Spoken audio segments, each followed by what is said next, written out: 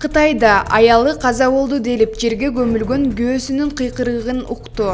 Кытайдын Гуанси Чжуан автономиялык районунда каза болду деп жерге көмүлгөн адам аялдын жардамы менен тирүү калды. Бул тууралуу чет элдик басылмалар жазышты.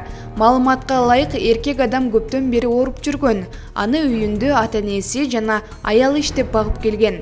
Апасы адаттагыдай баласына тамак берүү үчүн келип, анын эс учун жоготуп жатканын көрүп, тез жардам чакырган. Дарыгерлер келип бейтаптын кан тамырын сокпой калганын жана ал каза болгонун айтышкан. Аны акыркы сапарга узатууда аялы мүрзөгө жүгүнүп жатып, күйөөсүнүн кыйкырганын уккан. Ал жанындагыларды дароо жардамга чакырып, мүрзөнү казышкан. Жыйынтыгында каза болду деп көмүлгөн бейтап тирүү табылган. Ал дароо ооруканага жеткирилген.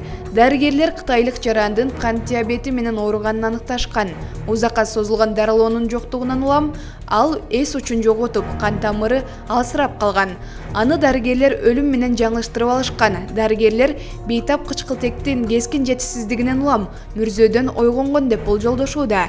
Маалымат Супер Чекит KG. Урматтуу Москва шаарындагы мекендештер, Умбем клиникасы төмөнкү кызматтарды сунуштайбыз. Педиатр, гинекология, стоматология, неврология, хирургия, кардиология, лор, УЗИ жана башка. Андан тышкары массаж жана бардык лабораториялык анализдер. Толук маалымат +7 925 103 22 77. Биздин дарек Москва шаары, метро Нахимовский проспект, Сивашская 7, корпус 2.